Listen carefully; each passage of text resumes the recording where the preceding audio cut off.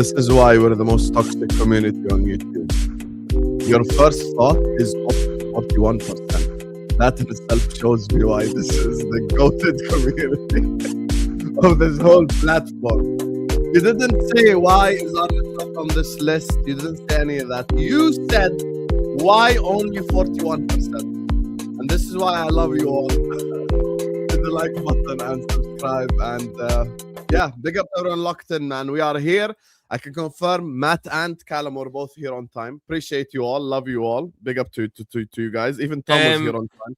Yes, exactly. We were all here. I just wanted to make that abundantly clear. Tom. You need to understand there's a difference when Diaz and Nunes score goals versus when Salah scores a goal. There's a difference. It's just one you're used to it. The other one, you know, Nunes in the bottom right. It's very rare. You know, Diaz every now and then. So big up to Diaz. That might be the worst thing he's ever called you, Cal. By the way, no, I've called him worse things.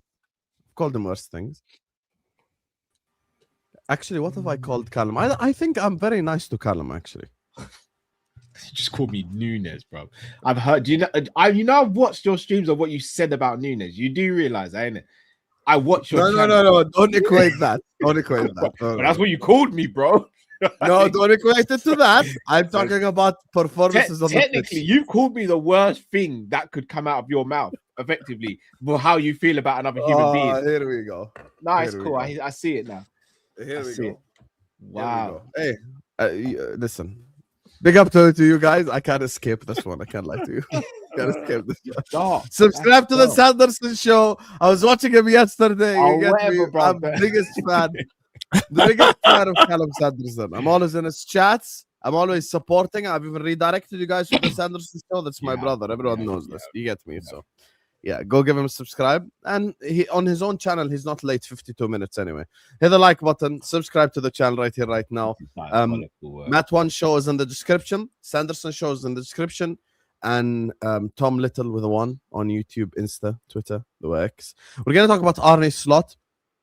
I'm going to talk about this weekend because there's a lot of news over these last, I would probably say maybe like 48 hours, probably since the game ended until today. There's been so much like new information and new news.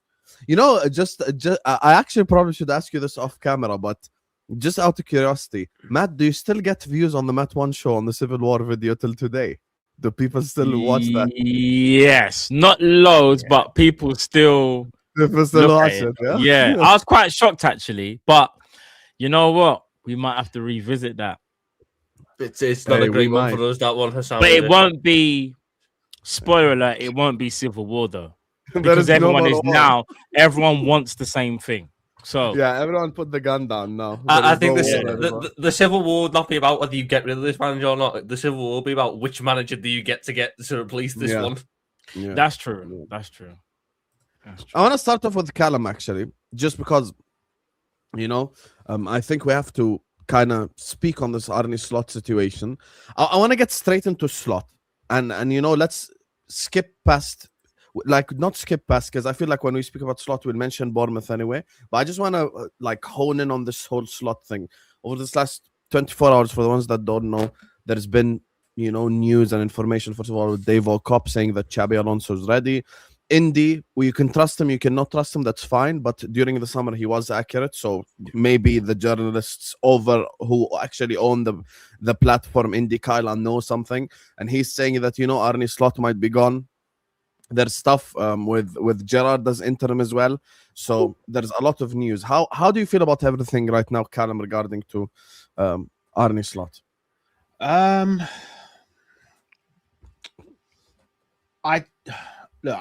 feel like I'm more frustrated than anything because I think this could have been resolved a lot sooner.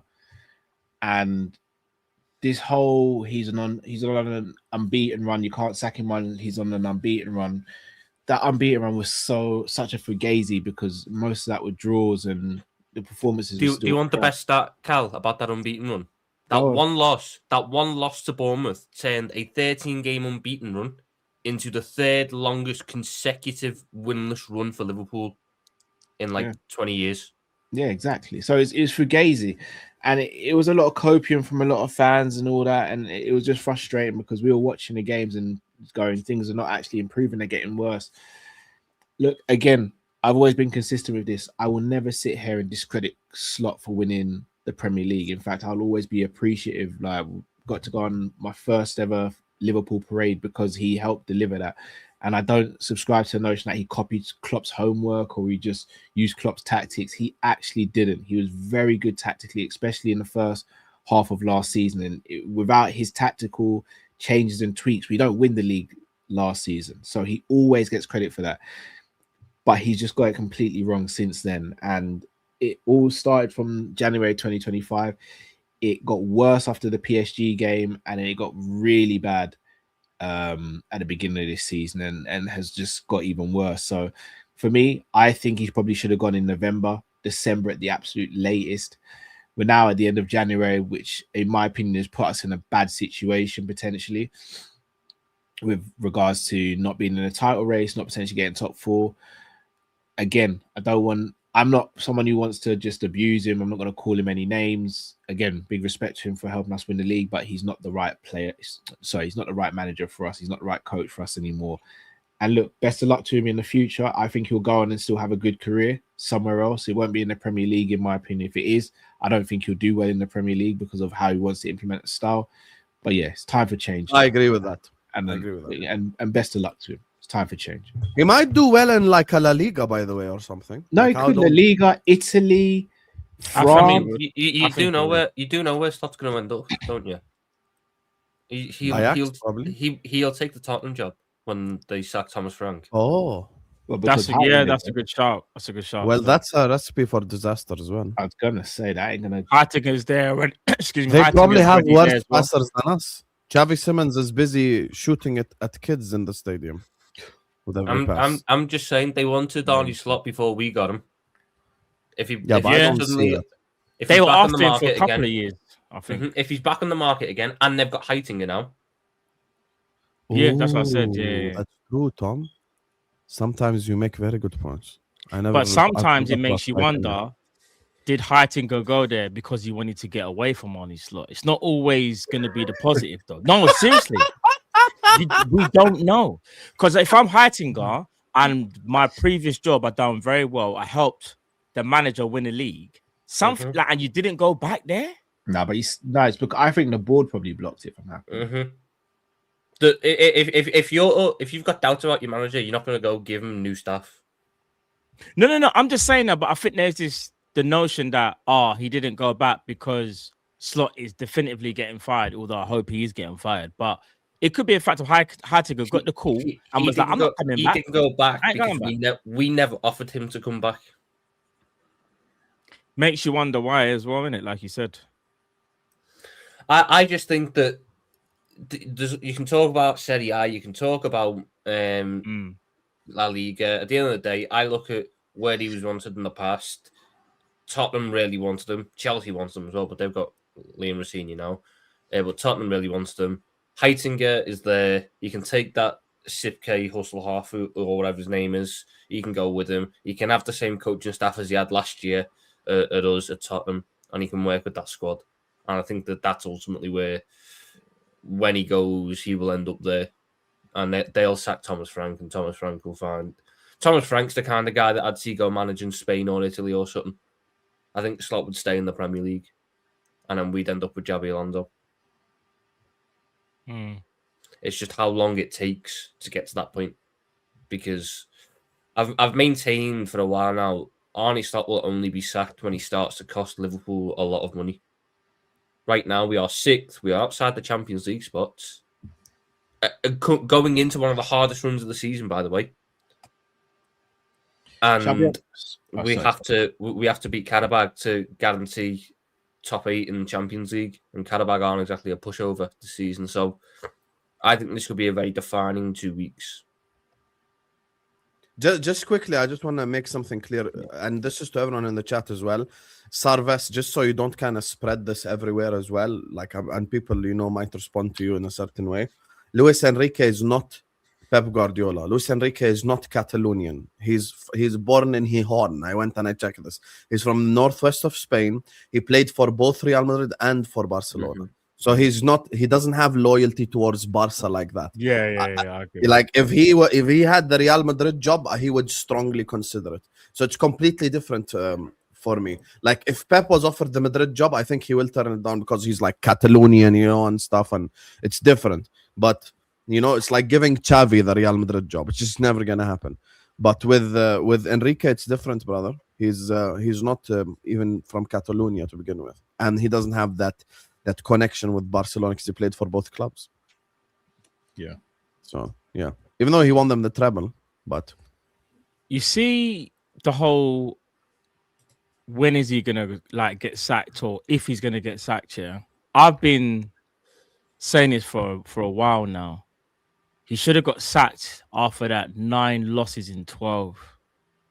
And this whole run that we was on, our Liverpool unbeaten streak, and listen, the unbeaten streak was a facade. It was fake. We have 5 wins in the Premier League since September. We're averaging 1 win a month. Yeah, I had to double check that stat. We have had 5 wins since September. What I'm struggling to understand, is why the board would allow Liverpool fans to endure all this pain. Because one, we are in January, we're about to enter February, and we haven't won a Premier League game. That actually sounds like a team that's about to get relegated. Do you know how mad that sounds? And what I don't understand is, what's it really going to take for them to get rid of him? What are they scared about? Because if I'm being honest, if you're supposed to be a big club, you make the tough and important decisions. And for me, we've seen enough as a fan base, and surely they must have seen enough to go, this is not going to work. We're so grateful for what you did last year, but this year is the complete opposite. It's our worst nightmare. It is like we're about to enter February, guys. And if we don't beat Newcastle on Saturday, which is a possibility, let's establish that. Massive possibility. We wouldn't have had a win in the whole of the January month in the Premier League. And we're supposed to be Liverpool Football Club. And we're supposed to be okay with this as a fan base. Obviously, we're not. But the hierarchy don't think that's like drastic measures. Because for me, everything I've said is just drastic. So you need to make a drastic decision. That decision needs to be made now. I'm seeing a lot of reports. I don't know how creditable they are.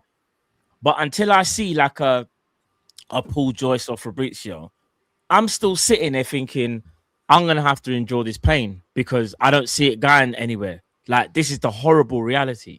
And even more reality is that we've just seen Manchester United win back-to-back games against Manchester City and Arsenal, both well-deserved, and that's because they have a manager who went back to basics and just said to the players, I'm going to play you to your strengths. I'm not going to do no foolishness. Look how well they're doing. Chelsea as well. Chelsea, Liam Brassino, he might not be the greatest coach on earth, but again, the Chelsea fan base will tell you back to basics again. They are getting a tune out of their players. We are not. Our players are making ridiculous individual error of judgment. Like, we'll get onto the game obviously, but later. But we are in serious danger of finishing, in my honest opinion, if this manager stays, in 6th or even 7th. We are in that much danger because we are struggling to pick up 3 points. And you know what's like so jarring? I watch Manchester City and I watch Arsenal. I'm not convinced of either. I think Arsenal are better than Man City and Arsenal will win the league. But if Liverpool were just not a bunch of pussies on the football pitch this season, because that's what we have been, there is no other nice way to say it. Like, excuse my French.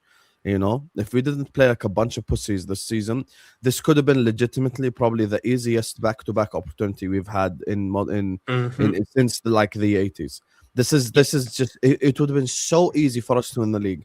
And I look back at certain results. Fuck all this losing at City away and the Emirates and Arsenal, but forget all this. Just us beating relegation teams and just us beating the likes of Man United at home, we would literally be like 3 points behind Arsenal. We have beaten the newly promoted teams once this year, and we've played them 5 times. Imagine.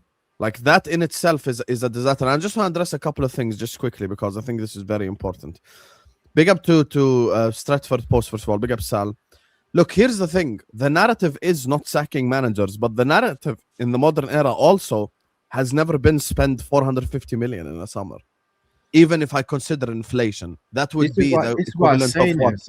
200 million 15 years ago? I mean, so that's the thing. This narrative, and though, I'm triggered about something. Work. One second. I'm very triggered about this. This is the mentality that would have seen Klopp fired in 2023. Dude won the league, show some bottle. And then Whitney says, Payne, you folks are hysterical. You wanna know the difference, Whitney? Massive difference between Klopp and Slot. Klopp built the shit. The reason why we could have the 450 million pound summer to begin with is Jurgen Klopp. And guess what? I was never Klopp out. I never once said the words Klopp out. As a matter of fact, I defended Klopp on all platforms, and I would have kept Klopp at Liverpool Football Club till today, and I would have never uttered the words Klopp out because Klopp built this shit. Because Klopp is the one that came in to the empty land. He made gardens around it. He built the house from the ground up. You want me to keep the same energy towards someone who bought furniture versus someone who built the whole house? There's a complete massive difference in both things. This is very important, and it's very important for us. Don't compare any manager to Jurgen Klopp. Don't compare any. I'm sorry. I'm really angry about this. Don't compare any manager to Jurgen Klopp other than Bob Paisley, Bill Shankly. Like Jurgen Klopp means that much to Liverpool Football Club. Right. Because go look where we were before Klopp. Go look where we were before Klopp. How much of a banter shit club we were. How much we were a club that every now and then would win a trophy, like domestically, FA Cup, Qarabag Cup, maybe, Champions League once every 15 years. Jurgen Klopp made us a fucking Goliath. That's why I never said Klopp out. This guy gets 450 million. Imagine if I give Klopp 450 million. Imagine if I go back in 2020, 2021, which for many people was considered a really shitty season. But imagine I go in that January when we were top of the league, when Matip, Gomez, and Van Dijk were out at the end of the season, and I give Klopp then just 100 million and 2 centre-backs. I guarantee you we win that league title. Yeah. Guaranteed we win that league title. So let's not do this whole Klopp and Slot thing, because it's 2 different animals, completely 2 different animals. Just on the point before, the one that up before from the Stretford lad, the notion that Liverpool aren't a sacking club is true. Liverpool have had 23 managers in their history. Liverpool under FSG have had 5 different managers, and they've sacked 3 of them. So FSG aren't afraid to sack people. The club in the past, you're not going to sack Bill Shankly. You're not going to sack Bob Paisley. You're not going to sack Kenny Dalglish.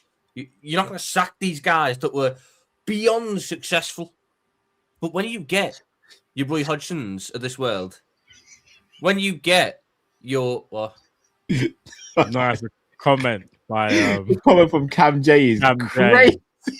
That is mental. Wow.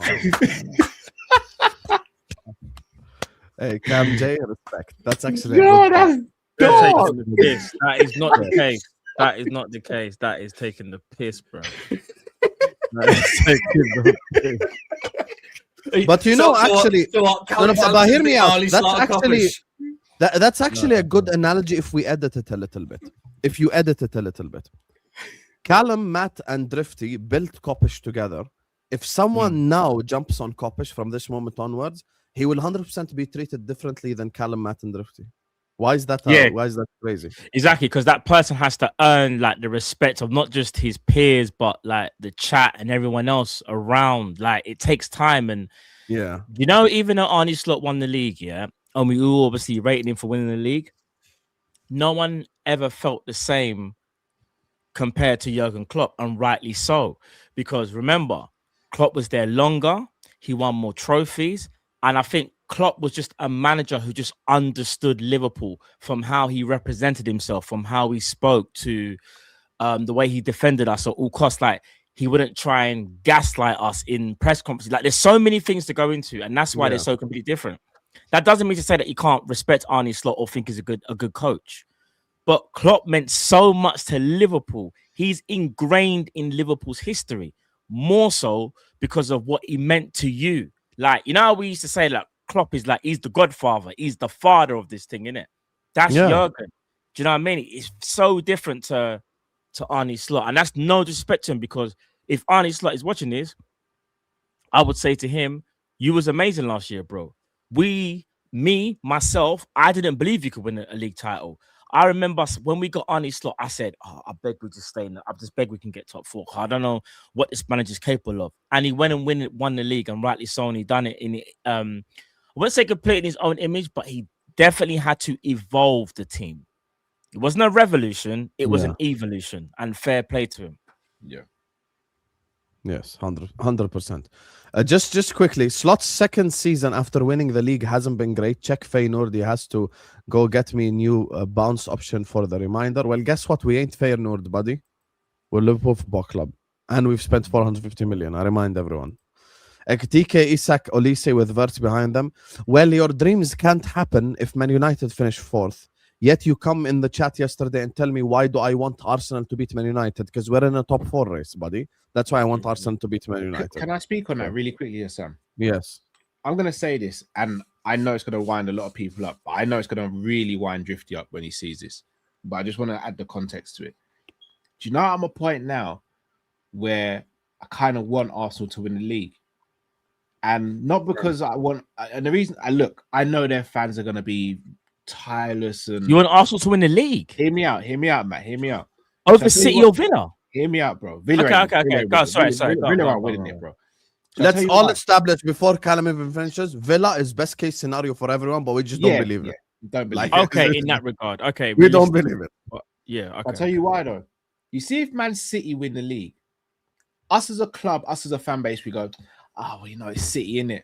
City always win it. If it's not Liverpool, City always win it in the last 10 years. You see, if Standards. Arsenal go and win, you're going to talk about standards now, aren't you? It's a kick up the arse. It's a kick up the backside where people go, you know what? We've let this guy, Arteta, who we as a fan base have ridiculed, whether it be us on Kopish, Husam here, Tom on Twitter, big accounts on Twitter, all ridiculed Arteta. They're going to go and dump on us, who we should have retained it. They're going to win the league.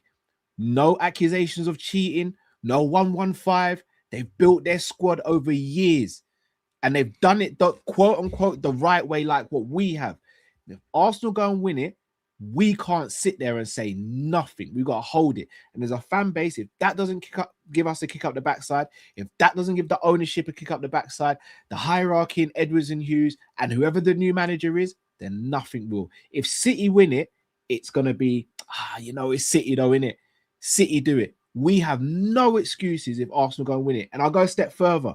I don't want this one to happen, but if it does happen, you see, if Man United get top 4 ahead of us, it hits the fan. Because then, if Arsenal win the league and Man United finish above us, we are done.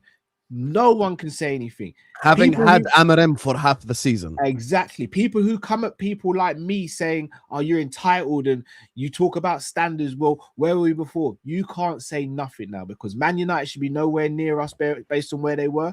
Arsenal shouldn't finish above us based on where we finished in the season, last season, and what we did in the summer. We will have to hold that. And if we as a fan base don't get the kick up the backside after that, then it says a lot about us. Can I just quickly respond to that? All right. Yeah, so it's not even like I disagree with what would happen. The part where I disagree is you're saying give the fan base a kick up the arse. Bro, we've already got a kick up the arse. We've been punched up. No. Cal, here what I'm going to say. This season, this Liverpool fan base has been punched up so many times. We've all been ridiculed, yeah? From group chats to panel shows to everything, right? That kick up the arse that you're talking about is obviously aimed at the owners. The problem is, Cal, you should know FSG by now. FSG don't care what others do, Matt. Cal. I know. I said the fan base as well. Matt, not everyone in the fan base is like us four, bro. No. I hear what you're saying, but I would say 90% of the fan base now kind of understand the landscape of where we are and what No. we're doing, bro. Remember They don't. in 90%, bro. hear me out. In November, when I done the Civil War thing, yeah, that was in November. There was a big split, yeah.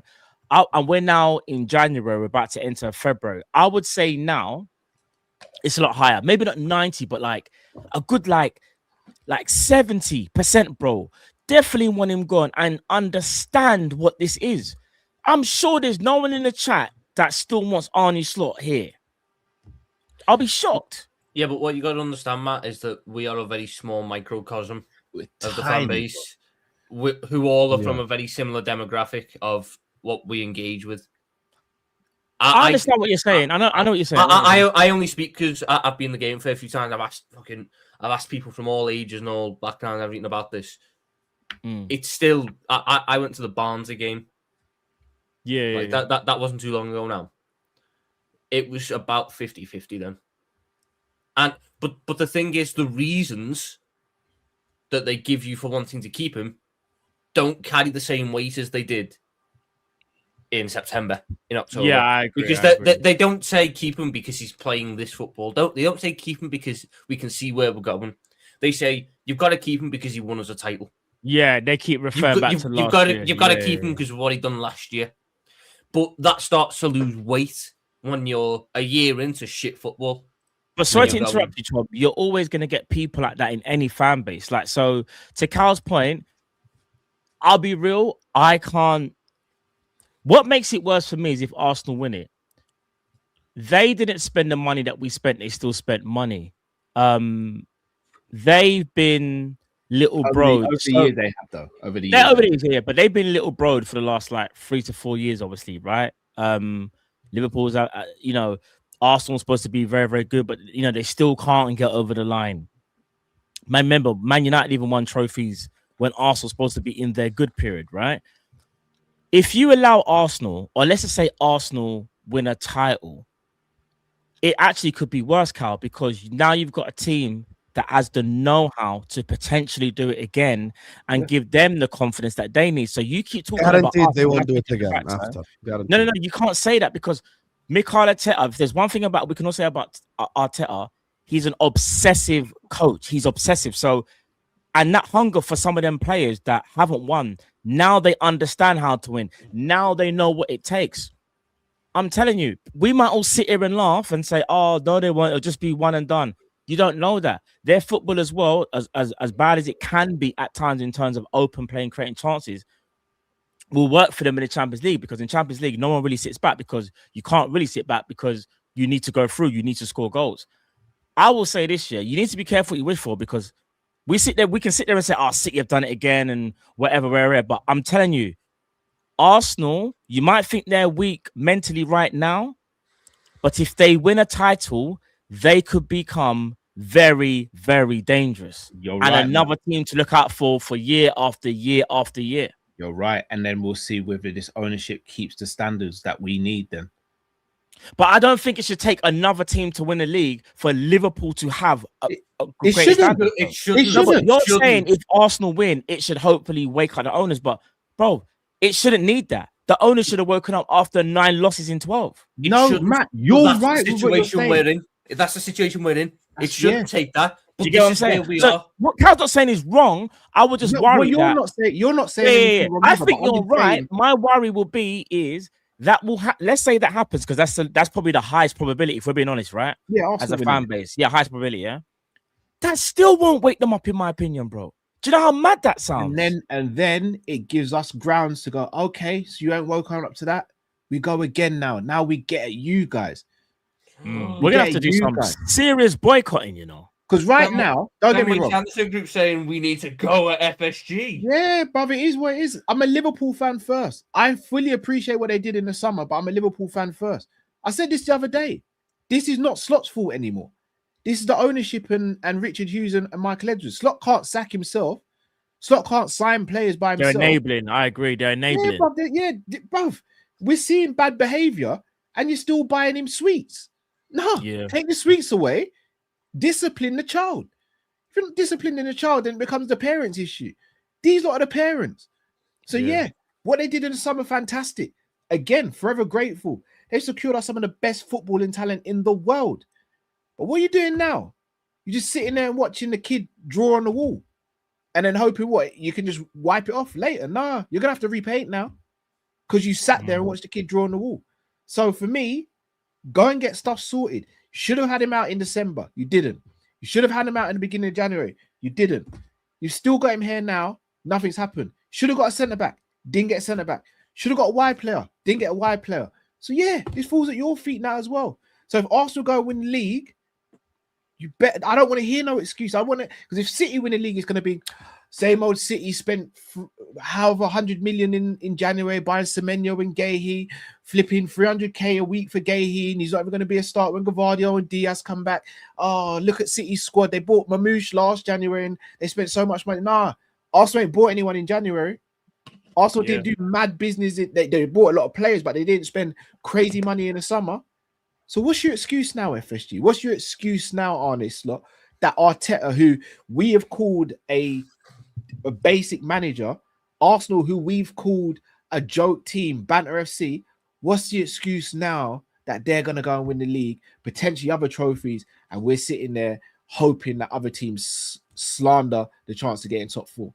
Bear in mind, Man United have one game a week from now to the end of the season. That's worrying. It's very worrying. Carl, the reality is... Chelsea have a deeper squad than us. The reality is, Carl, we are fighting for our lives to be in the top four. We're fighting for our lives, bro. Because Chelsea and United, like I said earlier on, they're picking up wins where they might not have picked up those wins with their previous managers. Under Maresca, Chelsea, I felt would fall off, but obviously they've made that change. Man United, let's be so clear. Carrick might not be the long-term solution, but if Amrin was still in charge, they are not getting nowhere near City and they're not getting nowhere near Arsenal. The fact that Michael Carrick has come in and done that just speaks volumes as to what that can do for your club and uplift the city, uplift the players, just give everyone a lift. Right now, I just feel like we're on borrowed time in terms of we're just going to keep falling down the league. We're on borrowed time, on a serious note. I don't see where the improvements are. I don't. The only improvements that we can do... You would have seen them by now. Thank you, Tom. And do you remember, Tom, when me and you was, I think it's talking either last week or the week before, and I said to you about his press conference, and he said, I'm hoping that, we get to a point in the season where everything kind of clicks. Brother, we're about to enter February, and you're talking about clicking now. Mm-hmm. That's normally after the first month where everyone's just playing for fitness. To be fair, I've tapped out of what this man says in his press. No, I know, but Tom, just quickly, you'll attest to this. Stuff he was saying. You'll attest to this. Football Manager, Tom. When you first get your players back from pre-season, the first how many games is like you're just getting up the fitness and you're trying new things. Broski, after about 2 months, we've looked unfit all season though. We've looked unfit, or our players are gassed after 70 minutes. Or is it a lack of desire though, as well? I think it's a fitness thing. I think that Arne Slot went into this season thing. I think he got really bothered by what happened last year, which is never a good thing. And then he basically went into the season going, if I just prepare my players to play 70 minutes, to be fit for 70 minutes of a football match, they're not going to get many injuries in training because it's not going to be as high intensity. And I can use me backups and me reserves to play out the last 20 with me 5 subs. And what's ended up happening is that doesn't fucking happen. And we just look gassed and we've not got the subs there to come in and take over. At the end of the day, there's so many things about this manager that rile me at the minute. His constant moaning about a low block, all he does is moan about the fucking low block, like we never have to play it before. But do you know what he said in September? You know what he said in September when we were winning games? And it was all hunky-dory. I would prefer to play against a low block 9 times out of 10. So, really? Yes, he's went from saying he prefers to play against a low block because we get loads of possession to, we can't do anything against low blocks because they give us all the possession. That's what the fuck has changed? What's changed? This is what I'm saying. He can't be trusted. Yeah, he can't be at all. That is shocking. And like Gerrard's calling him out on the low blocks as he should do because you can't keep moaning about low blocks. And he goes out and says, Gerrard had the individual quality to break them down. I don't. You spent 450 million quid in the fucking summer. He does have the individual quality to break them down. That's the problem. Doesn't know how to utilize the individual. That's the problem. Yeah. He had it last year. when he set the team up to maximise the best player to break down all different types of blocks and defences. And what's he done this year? Decided to treat him like he's a 21-year-old winger. All we did against Bournemouth. Don't get me wrong, Salah wasn't good against Bournemouth. He was wasteful with a lot of things. But can we stop playing the ball in behind at fucking light speed for him and start playing it to his fucking feet? I know, acting like he's 27-year-old Salah or something. It's just stupid. I don't get me so much that doesn't make sense with what we're doing. Bruv, don't get me started with Gakpo, man. I mean, it's impressive again that the manager looked at Bournemouth away and Qarabag at home and went, you know what game we don't need a striker for? Bournemouth away. Yeah. I'm going to manage his minutes for Qarabag away. And then what if he plays the game against Qarabag? Are we going to have to manage his minutes for Newcastle? When I say to you, when I saw the team sheet, I thought it was an error. So I went to a different Twitter page. I said, Liverpool must have made an error. Gakpo's not starting up front. I went and checked either I think it was James Pearce or what's his name? On my days, forgot his name. But anyway, I was like, this can't be real. I'm like, Gakpo's starting up front. What's going on here? Matt, I'll be honest with you. I don't even know if we were playing with a striker. You're right, because it was meant to be Salah and Gakpo, and neither of them. We didn't play with the striker. You know how we played with the striker against Marseille, where both Salah and Ekitike went dead narrow when we had the ball, and the fullbacks got dead high up, and the attacking midfielders could drift to where they wanted to. What happened in that game was Salah stood out wide, got chalk on his boots. Gakpo stood out wide, got chalk on his boots. We'd get the ball in their half, and you would just see absolutely fucking no one in the middle. Yeah. And the wingers would get the ball and go, what the fuck am I supposed to do? The 10 would get the ball and go, who am I supposed to play to? Because there's just a fucking chasm where your biggest goal that should be, which is why we had 0.8 XG and Bournemouth had 2.8 or whatever it was, because they had a striker to play to and link off of, whereas we decided we didn't want that. We didn't want that. It's all this stuff just doesn't make sense. Let me ask you guys an important question, and this is going to be something that's very. By the way, big up to Terry for the raid. Big up to everyone just joined us from the Football Terrace, guys. We got 1.4. Big up Terry in the Football Terrace. Yeah, big up Terry always. We got 1.4K people locked in, and we're not even at 500 likes yet. Like, actually find your shame and decorum. Please close the live chat and hit the like button. We'll come to the supers in a bit. Appreciate everyone who supports us. So please just close the live chat, hit the like button, and go to the description, subscribe to all my brothers. All the links are in the description. I want to talk about the whole slot replacement thing before we look at Qarabag and we look at Liverpool's future. What scenario are you guys choosing? Who are you taking as the slot replacement? Are you going with the whole, basically the interim thing, or are you going with the get Xabi Alonso in now? How do you guys read it? Callum, let me start off with you. Yeah, for me personally, I would do an interim with Gerrard. And again, I'm going to be dead serious here. I know people are going to be like, oh, it's obviously Gerrard. The reason I'm saying that from a genuine standpoint is I do think it would be good for Alonso actually to take a bit of time out, because going from Leverkusen straight to Real Madrid and dealing with all the crap he had at Real Madrid, I think it would be good for him to have a little bit of a break, just to kind of reset, have a look at how we're playing, analyze the Premier League a little bit, and then coming in the summer. That being said, I don't think conversation should stop between Alonso and the hierarchy. Where it gets a bit techie is if Gerrard comes in and does an absolute madness, and then you're left at the end of the season going, do you keep Gerrard or do you go for Alonso? I'd rather have that issue at the end of the season than we went early with Alonso. He looks like he's just a bit burnt out. It looks like he's frustrated and it hasn't really clicked. So for that reason, and plus I'm seeing what's going on with Man United and just seeing that you just need to galvanize players sometimes. And the fact that he's seen another club get an English midfielder from the 2000s. I was calling really well. And now he's doing the same thing here. No, you're not going to do that to me. No one can call me a bandwagon person because I was. Carl said it from time. Said it from the beginning. Gerrard thing. I put my neck out on the line and I got absolutely slaughtered for it. So I'm the one person that can go, I said this from day. I wasn't with you, and I'm not with you on that one. You know what it is? You could be right, and Gerrard could do that. I just think here's the thing. It's a bit of a cop-out because I don't have the correct interim manager. But do you need someone, and this is just a question, do you need someone with a bit more experience in study leadership? I guess you could say no, because you could look at Carrick and look at Rossignol.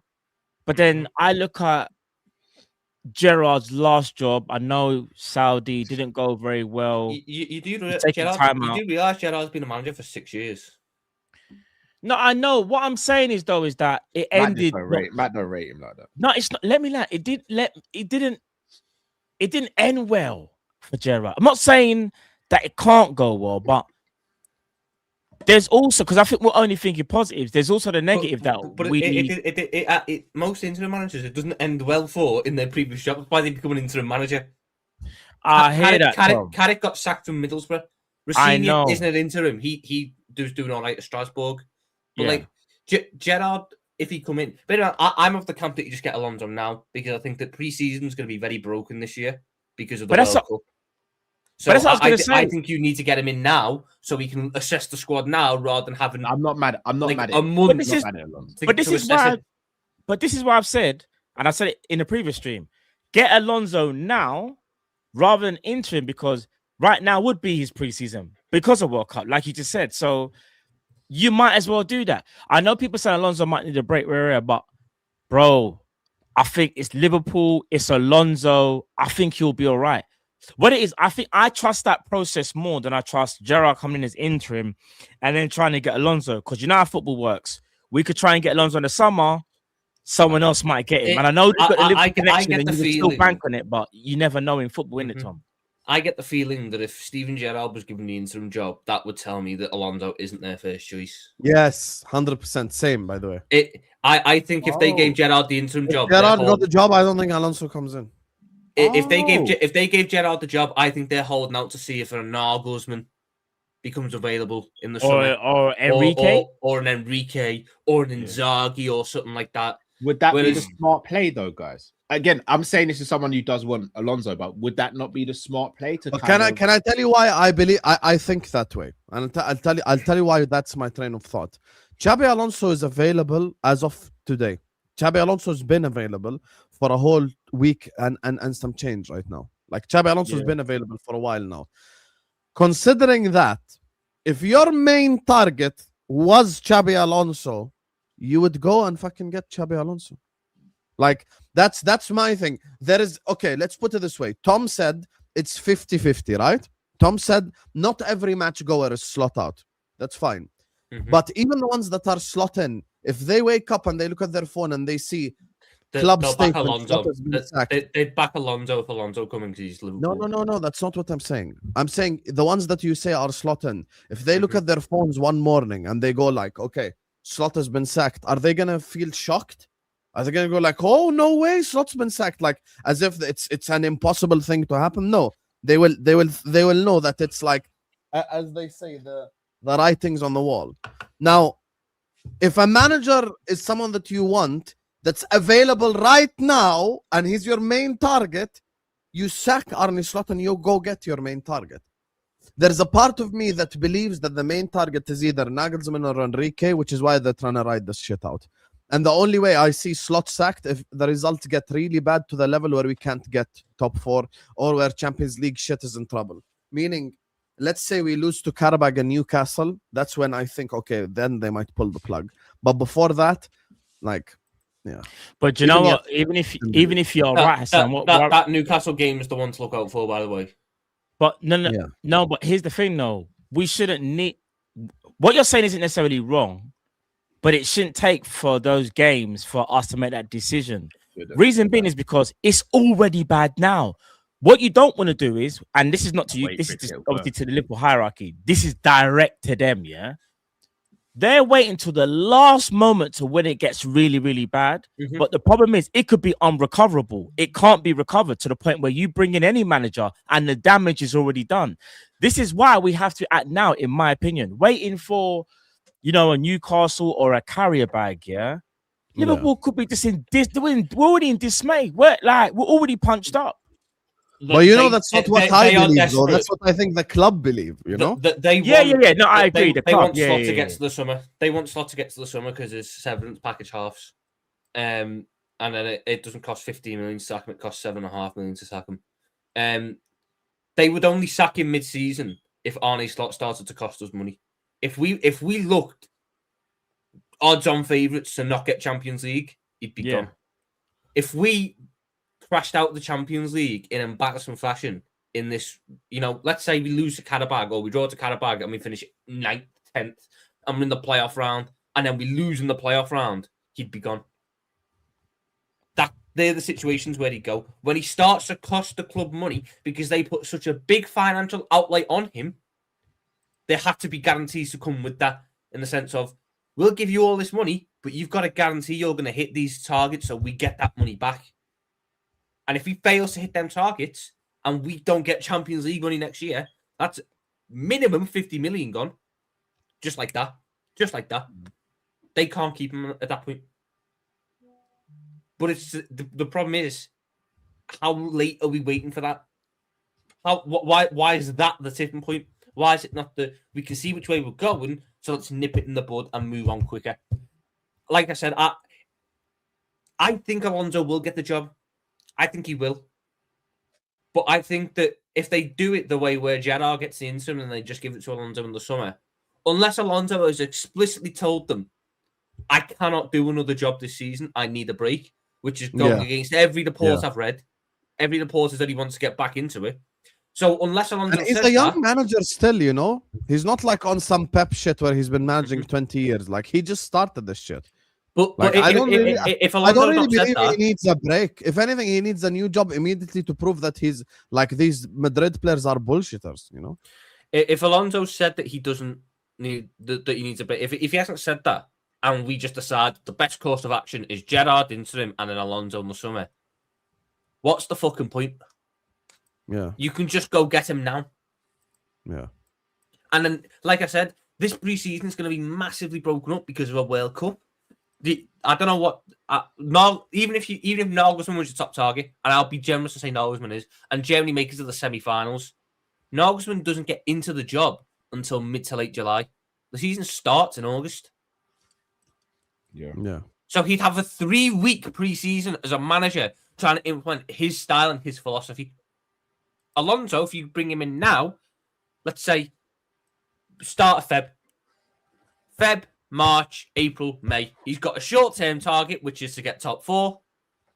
And he can use that season to figure out exactly where he stands with the squad. It's his mini pre-season, basically. Yeah. And then instead of what we had in the first pre-season on the slot, which worked because we went on to win the league, where it was, we're spending June and July assessing the squad, and then we'll go for our one target in the August and not get him. Rather than do that, he'll assess the squad from February to May, and he can sit there in June and go, I need X, Y, and Z. And I know that because of 4 months of playing my football. So you can spend June, July, and August going and getting X, Y, Z. Which I think Wharton's probably going to be one of them, because Xabi Alonso likes to have a midfield controller. So Wharton, I wouldn't be shocked to see. I wouldn't be shocked to see us really push for a more, I'm going to say a name, Michael Elise. If Elise was available, I wouldn't be shocked to see us push for him, because he can run double 10 with Wirtz and Elise, for example. Definitely going to be looking at some centre-backs. Like, I think that it's going to be very interesting to see which names we get linked to. If Slot's still here, which I hope he's not, but if Slot's still here in the coming weeks, but you'll start to be drip-fed stories about transfers, then that's where you'll start to figure out who the manager's going to be. Because if I start seeing us linked with... Like, Van de Ven, for me, is not a Slot centre-back. He's an Alonso centre-back. He's a guy who plays as a wide centre-back and a back three. He's not a guy who plays as a ball progressor in a back two for me. So that's one where I look at it and go, he's not a slot centre-back. Wharton, he's a slot DM to a point. He's more of a Alonso pivot guy. All these links, they to me look like they are Alonso type of players. And Alonso isn't married. Again, for some reason, people are worried not married that... to back three. Yeah, he's not married to a back three. He wants to get to a back three when we have the ball. But he can do that by moving a DM into centre-back, which is exactly what Arne Slot fucking done. And everyone raved about it because, oh my God, look at him tactically innovating. When Xabi Alonso does it, he's a Spanish bastard who plays a back three. He's just Spanish Ruben Amorim. So I don't see why the standards change. He's not married to a back three. If we need to play a back four, which I think Alonso would have to do if we come in this season, because we just don't have enough centre-backs. Why is that? He would... Because Giovanni Leone doesn't screw shit, unfortunately. So, if that's the case... Stop saying 5. I didn't. I just stretched my hand. If that's the case, Alonso will play a back four, and one of the DMs would drop in, whether that's Curtis, whether that's Maka, whether that's Grab. One of them would drop in and form the back three. He wants the back three and build up. That's it. He's not married to an idea of back three. He can avoid playing a back three if it comes to it. It just at Leverkusen, what did he have? 4 really good centre backs, and not many top midfielders. So that was why I went there. Like I just look at it. They need to make their move now. They should have made their move months ago. They need to make the move now because this season it was always a bit of a look. United and Chelsea could catch us, but look at them. They're crap. They're crap. They won't do anything. Now they've caught us, and they're ahead of us, and they're ahead of us. So the funny joke of what's Racine gonna do? What's Cali gonna do? It's no longer funny. I'm no longer laughing. I'm now panicking. What's Liverpool gonna do? I'm now panicking. Going, am I gonna have to do Europa League football for the second time in 4 years? Good, I fucking best not. That's my thing as well. Like I was saying this yesterday, even on the Arsenal United watch along, bro. I want the new manager to have Champions League football. I ain't trying to see Europa League, bro. Yeah. All this crap. I ain't trying to do it again, bro. I'm gonna be honest. Like I know myself, copish like watch alongs and stuff and great fun, but with all due respect, bro, I ain't trying to do this shit. Like I'm not trying to do Atalanta away watch along. Like I'm not trying to do that. Real. Thursdays are difficult days for me anyway. So yeah. Like I'm trying to just pack it. Are you ready for our next 4 games? By the way, I just have to look up our next 4 games. Qarabag at home. They've not been bad in the Champions League this year, but you should get the job done, all things considered. Newcastle, Man City, Sunderland away. How many points are we getting from those 3? When is it gonna end, Robbie? Like, and then you got Brighton. You know what's crazy? I could actually see us getting points against City. Oh, yeah, you make it a draw. Then you've got Brighton in the Cup, Forest away, and then an easier run where you play West Ham, Wolves, and Tottenham. And then, God forbid, he's here at the end of the season. Have you seen our run to end the season? Yeah, it's horrible. Oh, it's horrible. Man United, Chelsea, Villa, Brentford, Crystal Palace, and Everton. 6-game run where we have to play Everton away in their first derby at the Hill Dickinson. That'll be fucking on it. Palace at home. Arne Slot has failed to beat Palace any time this season, and we've played them 3 times. Man United away, lost to them this season, and they've got a new manager bounce, and that'll be a game for top 4. Chelsea at home, again, massive pressure, game for top 4. Villa away, 3rd in the league, and Brentford at home, a team that we lost to this season.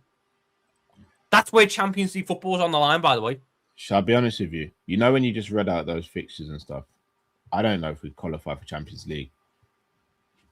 No, which is very dangerous, you guys, man. No, I know, but I think we've left it. All the shit people keep saying about Olise and blah blah blah, bro. These guys ain't gonna come here to play Europa League. Because we won't be in 5. It will not be Michael Olise. It will not be Michael Olise playing Europa League football next year. It'll be Matteo playing Europa League football. How about this?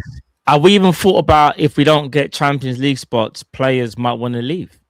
Yeah. Or we might have to make a sell to balance the books. Yes. The only reason why we might not be in a position where players might want to leave is because if Slot goes and it's like Alonso there, they might think, oh, we're going to give this a chance because it's Alonso. If Slot was still here and we didn't, then I'd be like, yeah, we're going to have a mass exodus. Because no one's going to want to play Europa, fam. No one's going to want to play Slot. But by the way, what squads are you going to be putting out for that competition? Because that competition is typically one where you play youngsters, but we've seen that Arne Slot would sooner die than play youngsters. So, like, But are he- we just yeah, going over some of these games? Yeah, but he can't be here this time next year. That'd be crazy. And I think there's too much damage. It will fuck us up as well if we want to like win the league. That's another thing. Yeah, Thursday, Sunday is not the one. Oh, because the Thursday, thank you. The Thursday, Saturday thing will fuck us up. Yeah, That's another thing. I feel we've left it too late. I do feel we've left it too late and we've let it simmer for too Now long. it isn't. Now at least there's a bit of time. There's a bit of time to gain momentum. There's a bit of time to build up some momentum. You could get an You could do Alonso it in now. now, and you could ride that wave through till the end of the season. Because do you want to know the big thing as well? The problem is there's two other teams riding the wave and they've got. There is 100% Cal, but if all Yes, of us but we arrive, have quality if players all of enough us for arriving the wave, our wave to be wavier, you know. If all of us are riding a wave, it comes down to the riding the wave bit is then negligible. It's just down to individual quality. And despite how bad we've been this season, my team still has more individual quality than those two teams. It's about if the manager can utilize it correctly. Is that true? You've only got 15 games left in the Prem. Yeah, 45 points on the line, man. Bro, I'll be honest. And imagine we ain't even got to 45 points ourselves. No. Do you want to know something? Wow. We're going to struggle to even get 70. Cheers, Cal. I don't think people realize how risk we are of missing out on Champions League. We need 34 points to get 70. By the way, we're on 36. Do you think we're going to get 34 points? Not under this manager. And the expectation is he stays until the end of the season because they're waiting for the right moment to get rid of him, even though the moment has already passed. Let's bear in mind. You don't have to give credit to Callum. I have to give credit to Callum. Loki, if Stevie G comes in, at least the vibes will be good. At least we'll have fun for these next 15 games. Even if we don't get Champions League, we'll have games where we win 4-3. We'll have games where we lose 3-2. But I guarantee you will play some good football. We'll have a great time. It'll be Stevie G. It'll lift everyone up and everyone feels great. He won't throw anyone under the bus. The atmosphere is back at the ground. I'm not doing Europa League, you know. I'm not doing that. We don't need Steven G to be our Bill Shankly Bob Paisley. We need him to be our Di Matteo. Come in here, win me an FA Cup if I'm dreaming the Champions League, and then khalas, get me in the end of the summer, get a new manager in, and move on. That's it. It's just the only thing we can do. The only thing we can do this season that could make it even remotely successful is win the Champions League, because the Champions League will keep you in it. Bar where you finish, don't matter. You're the champions. You won it. Because you see, right now, I don't trust us to win anything. But I not even hate to say it, but this degenerate football that we're playing actually kind of suits that kind of slower paced Champions League. Look at the state of it. Everyone just inverts, goes to the center. Even Verts is looking like Verts picked up form. Then I saw Verts on the weekend.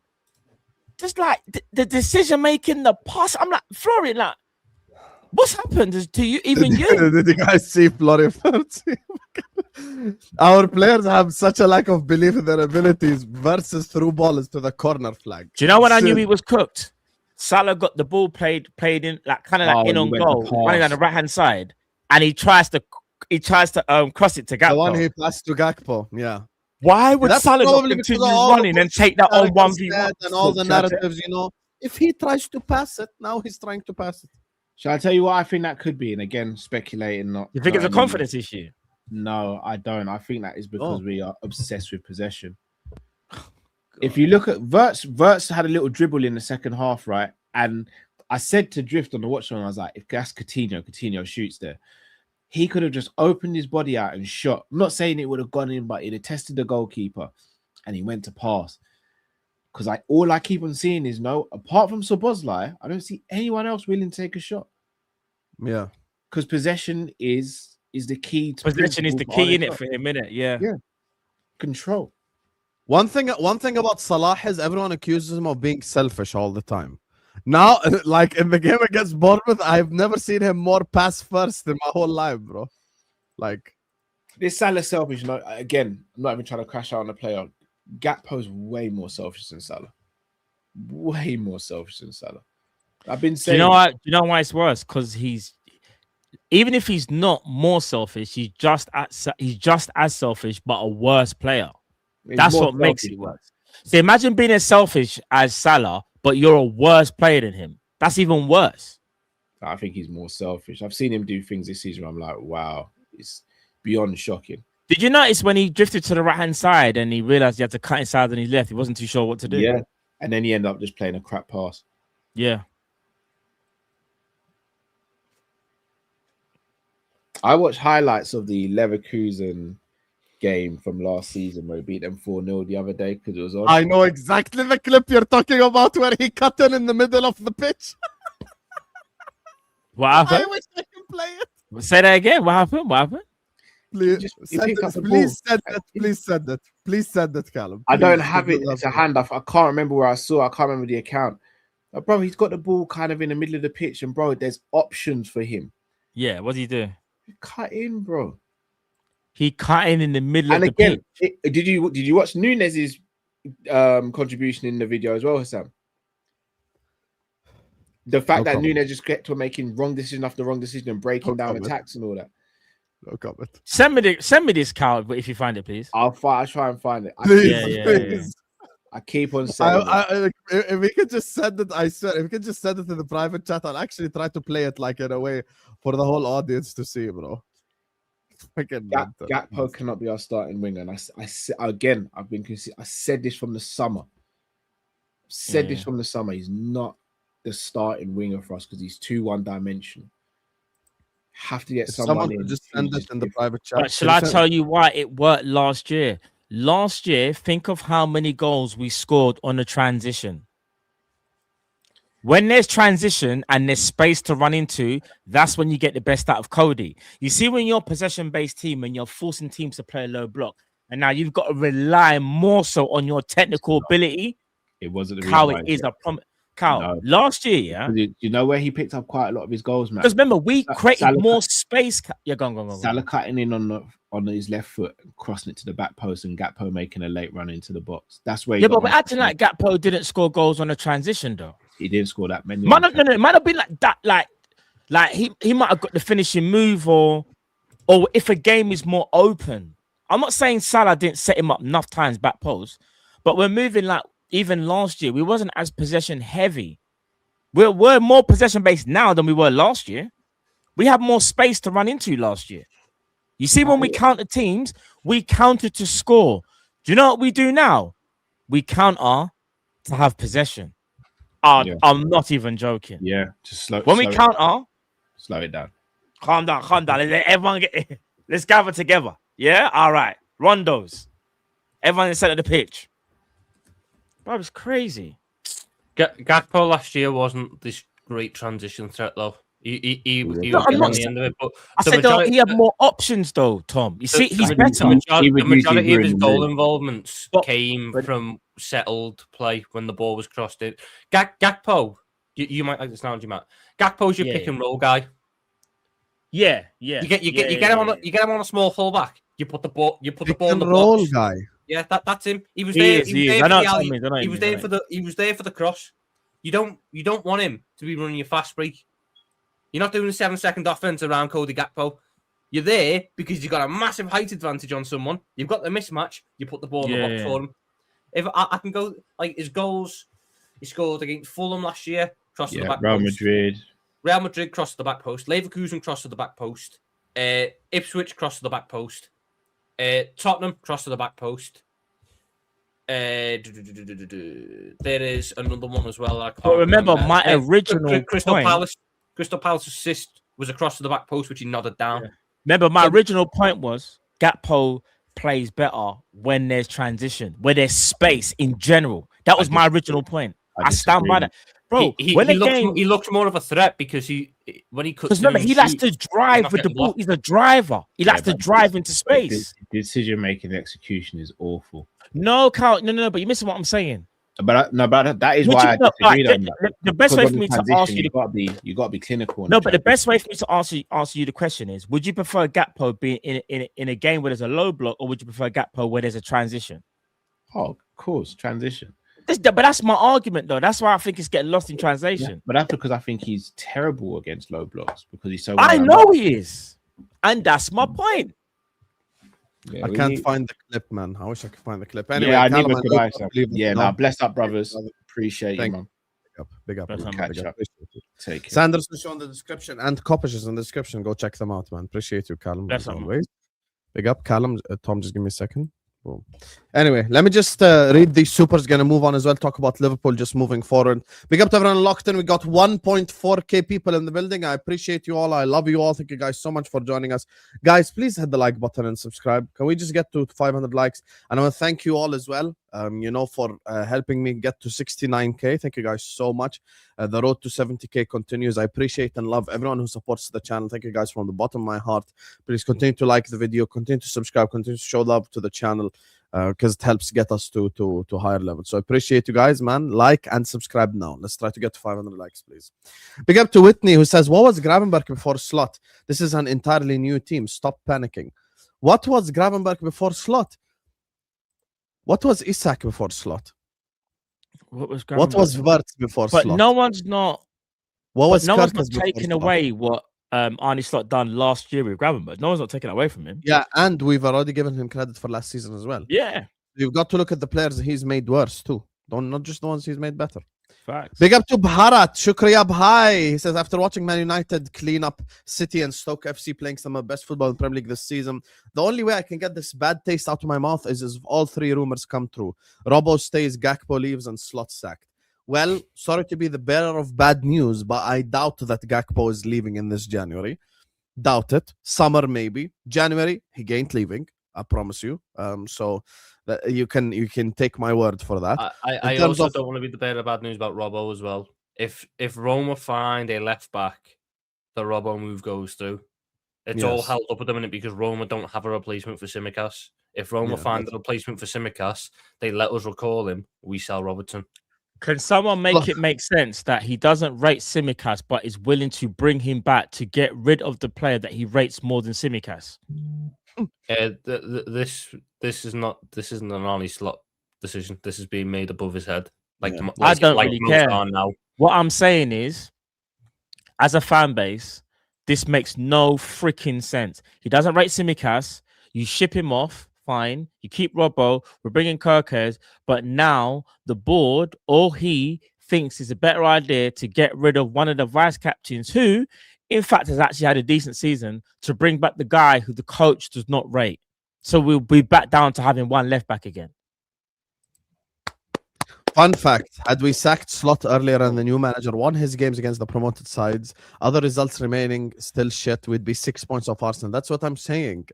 So, the thing that's irritating me the most is this could have been the easiest back-to-back title ever. Because look how unstressed we would be because of how unconvinced we would be of the other two teams' performances. But here we are. It's pathetic. I'll accept your apology come June. So when you say you'll accept my apology for what? For Liverpool making top 4? Even if we finish 4th or 3rd, you think I'll apologize? We failed. We did not spend 450 million to finish top 4. If that was the target, then myself, Matt, and Tom would have asked the club to not sign Isak and not sign Wirtz. Go sign 3-4 young players who are exciting, and we would have made top 4 anyway. So I'm not going to apologize for Liverpool finishing top 4.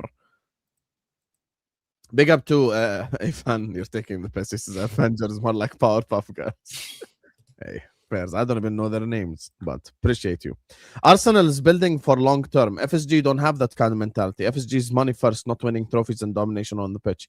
This might be crazy coming from Husam, who alongside Kurdish organized a plane to fly over Anfield with FSG out on it.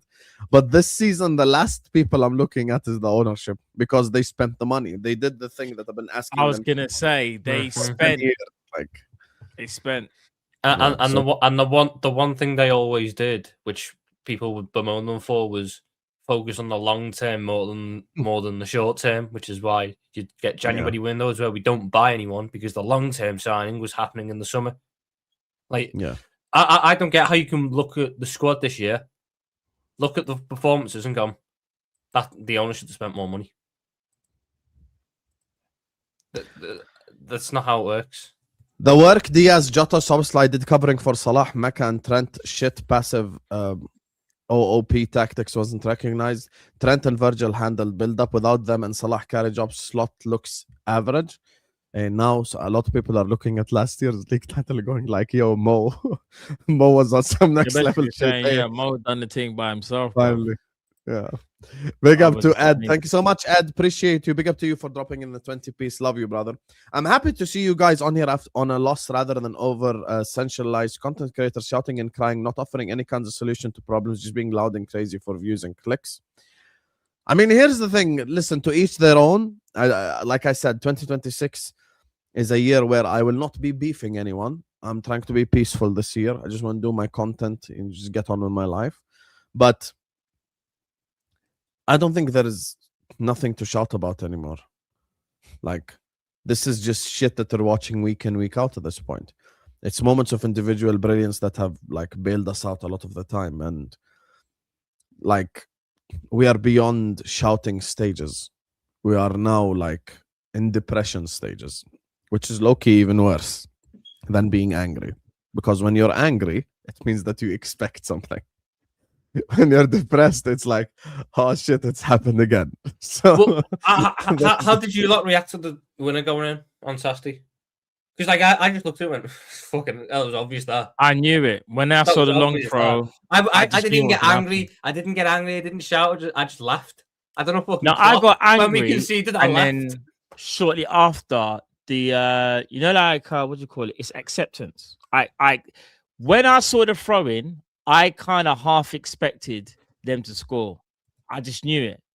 I know my club. You just knew it was going to happen. Mm-hmm. Don sold out being positive about FSG. Please send me the check. Send me the check where I sold out, please. Where is my money? Where is my slot exclusive interview? You know. Where is my exclusive sit down with a Liverpool player? Give Arsenal the title. Give Dog a bone. The same thing. I don't think they're going to go back to back. We don't need Gerrard to be Shankly. Just be Di Matteo. Thank you, AM. That's what I said right now as well on the stream. Like, I don't need Gerrard to be like some revolutionary guy. Just come and do Di Matteo for 6 months. Big up to Microwave Palmer again, who says, I'm tired of this waiting out bullshit. What if City snap up Enrique and United just snap up Julian Nagelsmann? We'd be even more in the mud. Having Alonso early could help the latter stages of the Champions League against top managers, especially tactically. I'll be honest with you with this whole Alonso thing. I think the Madrid thing was literally a recipe for disaster from the beginning. Because Xabi Alonso is a tactician and a coach, and he develops plans to beat teams. Meanwhile, the Madrid players are a bunch of divas who just need a man manager to tell them you're the greatest thing since sliced bread, and then they perform on the football pitch. You see how Arbeloa is on his knees with you-know-what in his mouth for the last week since he's been Real Madrid manager? Now, all of a sudden, Mbappe is passing to Vinny and hugging him. Like, do me a favor, bro. The thing with Alonso at Madrid as well. It was never about Alonso. And by the way, sorry, Tom, just to establish something. Despite all of this, Xabi Alonso has a 70% win rate. Mm-hmm. Yeah, I know. You know that 70% is really high, by the way. Yeah. Alonso wasn't bad at Real Madrid. He won 13 out of his first 14 games. He beat Barcelona, which is something they hadn't done for like a year and a half at that point. He beat them 2-1 in the league. Yeah. And then because Vinicius Jr. threw his toys out the pram because he wouldn't defend, so Xabi Alonso took him off with 10 minutes to go in the Clasico for the winger who would defend. It all starts to go downhill. That wouldn't happen at us. That wouldn't happen at any other series club which isn't run by player power. So this collapse wouldn't happen. Alonso was fantastic at identifying problems and fixing them. Like he realised this season, because I've been doing a bit more research about why Madrid went the way it went, and not a lot of it points to Alonso. He wanted Zubimendi in the summer. Real Madrid told him no, we're not going for him. So he had to turn Arda Güler, a right winger /10, into a deep lying playmaker, and it worked because he knows how to do it properly. If he comes into a squad like ours, which is much more malleable, much more open to being coached, and he can implement his ideas properly, then I think you're onto something. You're really onto something. That's why I'm not open to the idea. I said Champions League was at risk, but Baldy is still here, is what Redline is saying. The thing is, in October, I think everyone would have called you crazy, including myself. So we'd missed the point. We missed the point about style of play. Club has a style of play. New manager needs just to come in and can think around the edges. Not rocket science. Harry Hill did this last season. Why did he change? The thing is, like, with this whole style of play, I do agree that I feel like sometimes we overdo it as football fans. But the point that I agree with Callum when he broke it down earlier is, look, if your plan, and thank you so much, Sarim, for the super chat as well. Like if your plan is Xabi Alonso, get him in now, and you get your 2-3 months of mini preseason. Xabi Alonso sits down with Hughes and Edwards at the end of the summer, like, okay, this guy's good enough, that guy's not good enough. I can move with this guy moving forward. I can't move with this guy, and then we devise a plan to buy 3 to 4 to 5 players in the summer. Boom, mini rebuild complete, and then after that we can go back to competing again. So my thing is, like, the only thing, and like I said, the thing that would irritate me is if we waited until the summer and then we got Xabi Alonso anyway, because he's been available. If you're going to wait until the summer to get Enrique, we'll survive Baldy Ball for another 2 months. Just get me an interim. So, yeah. I don't know if I could survive Baldy Ball for the rest of the season. And my son, Tom Little. Well, I mean, we've accepted it at this point. Big up to you, Bradley and Barts. Big up, Brad. I haven't accepted. I you don't have to say just quickly, fuck Arsenal. Because Brad promised me a £200 super chat if Arsenal beat Man United. And Arsenal are a bunch of pussies because all you had to do was beat Manchester United and I would have been 200 quid richer. So I would like to thank the Arsenal pussies that played yesterday on the football pitch. Fucking bunch of losers. Big up to all of you guys locked in. 1.3k people in the building. Appreciate you all. Love you all. Like and subscribe and all that good stuff. Big up to everyone locked in. I just want to look at Liverpool, Qarabag, and Liverpool, Newcastle moving forward because I don't want to. I don't want to. Can we not? Okay, what do you want to both talk about then? Matt, go ahead. You decide. What do you want to talk about? Since we can speak about the next 2 games.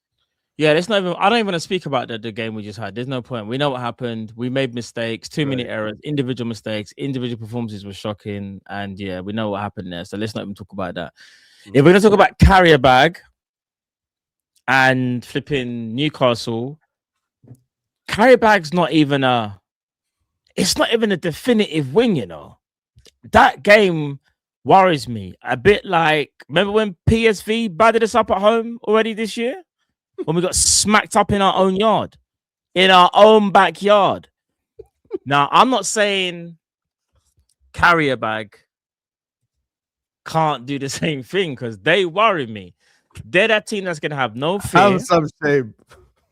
No, bro, they're gonna have no fear. From Azerbaijan coming to Anfield, bro. I don't think you understand. They don't care.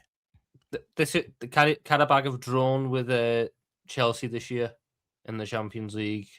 This is what I'm saying. They're not. I know, bro. Qarabag, we should obviously win. I'm just saying. And for them, if they win this game, if Qarabag win this game, I think it's the first time. Well, it'll be the first time in this new format. It'll be the first time in a long time that Qarabag have made the Champions League knockout stage. Let me ask you this, Tom. Would you be shocked if they got a draw or something like that?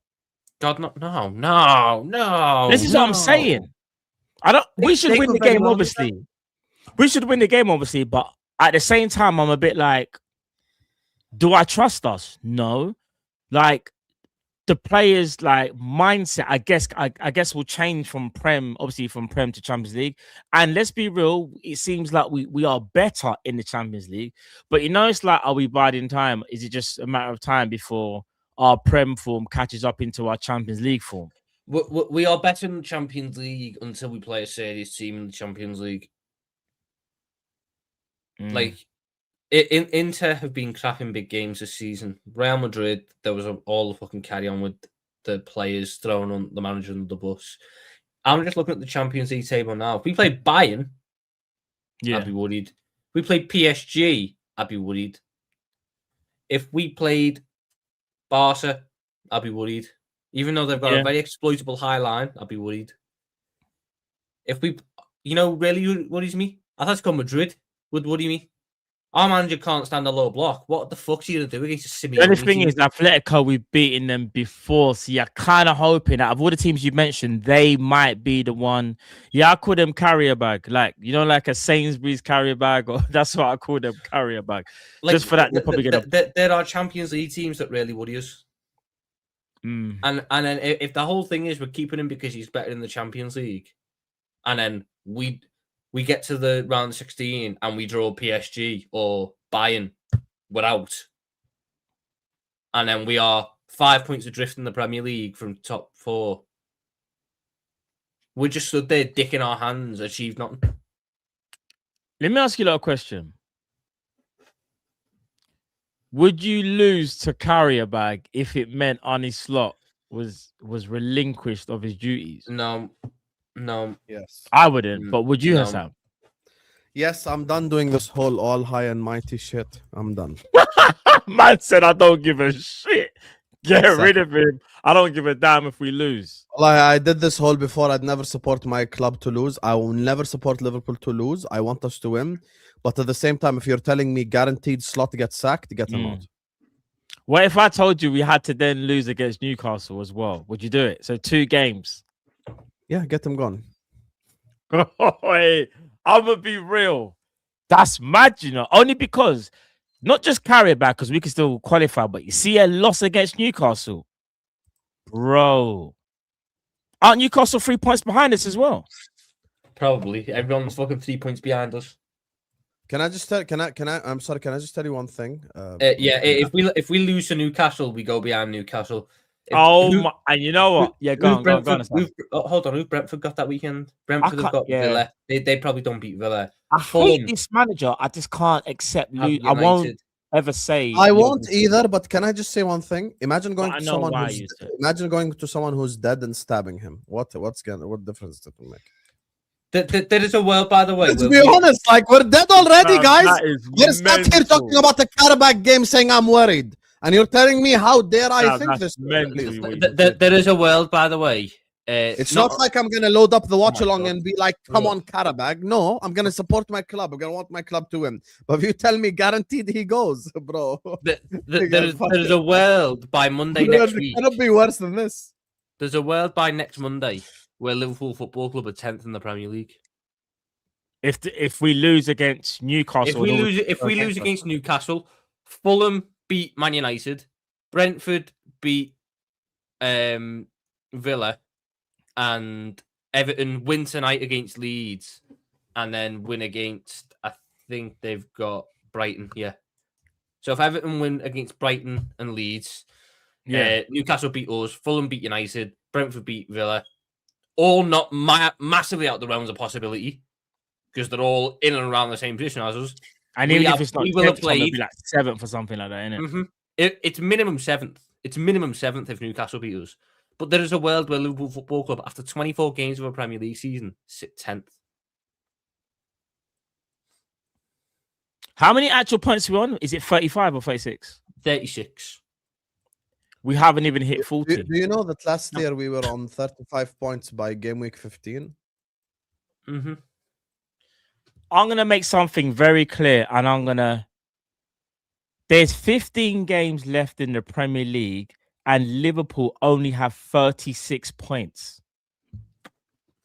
Mm-hmm. We also have a goal difference of 3, by the way. Just 3.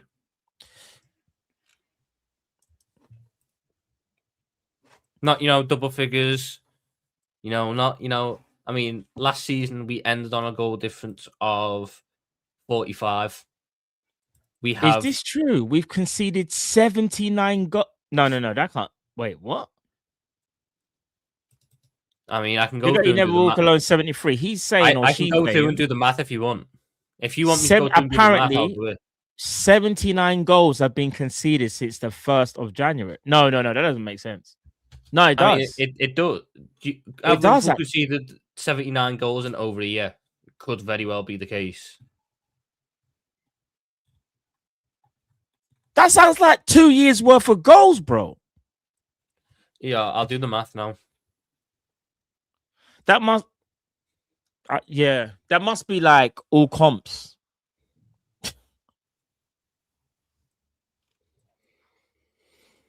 Welcome to hell, folks. And then they go like, "Oh, would you take a loss against Qarabag if it meant he gets sacked?" Damn right, I'll take a fucking loss. Bro, I don't think I'm ever gonna go back to my happy place ever again, bro. If this manager stays there. You're a happy place. Nice one, buddy. Nice one, buddy. Happy place, yeah? Okay, brother. Okay, brother. Bob, I need to go back to my happy place, bro. Listen, you see, all Remember this 2 manager, matches ago when I told people find a new hobby? You thought I was joking? bro, this manager, has just brought us sadness, depression, pain, sadness. Double sadness. What like? You know what? We might be on 79, by the way. I've had to do a lot of 3s and 4s.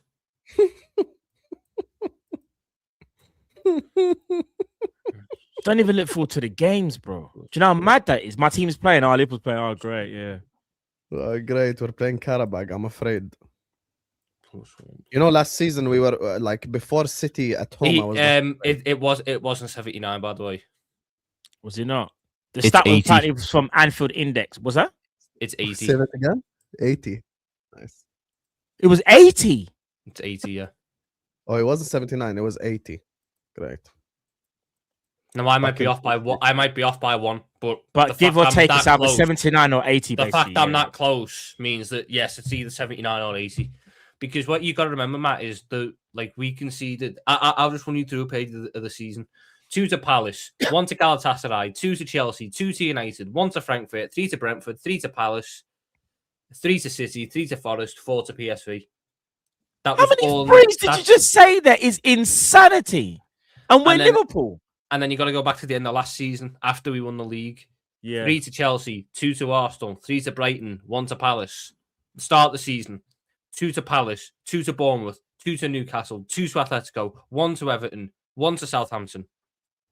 Like, even when we were winning games, we're conceding the goals. Yeah, it just goes to show you, like, defensively, we are a shambles.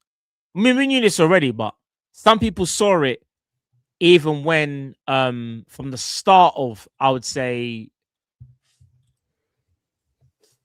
or back end of 2025, maybe, I'd say. No, they started to see the signs. Like, people could see it pretty much at the start of 2025. Yeah. People had their concerns around February. That's By true. the way, PSV put 7 goals past us in 2025.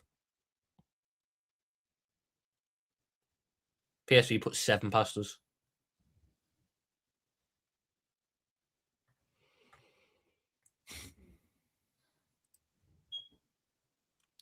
Newcastle have put like 5 past us, 4 or 5 past us. What do we do? Fulham have put like 5 past us as well. Fulham. Are we just supposed to endure darkness forever? Because when you go back and like, I wish I never told you about the stat now, because you just gone back and just like Crystal Palace, everything. Crystal Palace have put 8 past us in 2025.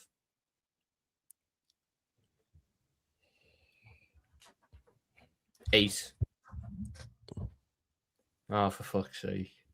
President has just announced that we have caught and compromised to a permanent end Osama bin Laden.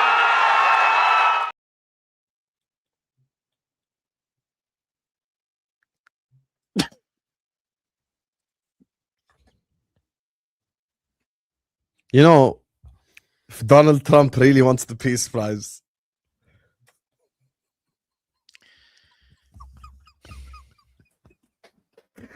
Oh my God. I can't believe we've just won we won a league title, spent 450 million, bought some of the best players and some of the players that I've always wanted, and some of the best players in the world. And we might have to just say it's done. It's a wrap. Hey, I just want to say shout out to Donald. Make Liverpool great again. That's only. We might have to press the reset button. Well, we have to be fair. Bro, we brought in Isak and Florian Wirtz as our 2 marquee signings, and you're telling me now that it was all for nothing? Hey, if Trump does that, we're all pro Donald. Let's go, man. Make Liverpool great again. Let's go. I'm gonna start MLGA, man. I'm gonna start the hat. I'm gonna sell you guys hats, red hats, MLGA. We need it more than you believe. Anyway, Matt, I know you've got to go now. Appreciate you, brother. Bro. Thank you for joining us. Thank you. People, Matt, I'll be back Matt, next week. you're getting off at the right time. By the way, I'm currently calculating our goal difference in the calendar year. I don't think it's going to be very good. Yeah, I don't. Yeah. Let me know on another day. I don't think I can take any more depression in one day, bro. Big up, I'll man. be real. Big up. Appreciate it. People, enough love. Big up Husam. Big up yourself, Tom. Big up Cal, who was here earlier. Smash the like button, people. I don't know how many likes are on, but we need more. Not enough. Let's be real. Not enough. Don't be like Arne Slot. Come on, man. Do you know what I'm saying? People, love. Bless up, man. Big up. Thomas, are you actually calculating our goal difference? Are you talking to them? It right now it looks like it's going to be about 15 across a calendar year. Oh wow! Nice. Does that include like? That's all counts. That's all comps. So that includes like fucking Qarabag Cup and shit. Yeah. Nice. So this includes, just to clarify, this includes Barnsley. Yes, it will do. it included Accrington Stanley from last season. Wow, we've got to rely on all these like a dead FA Cup games and shit as well. Nice. I think we'll just beat Qarabag 3-2. That's very nice. That's very nice. Tom, Mm-hmm. do you actually think we're gonna like? There's a chance we lose to Qarabag, like legit? Oh yeah. Like, are you saying it just like because you're saying it, or do you legitimately? There's a chance we lose to fucking everyone, mate. Tom, I want proper analysis. What do you want me to say? We're not good. We're not good. I can't do proper analysis around this. We're not good. Teams, we are weak to get at. Teams can get at us.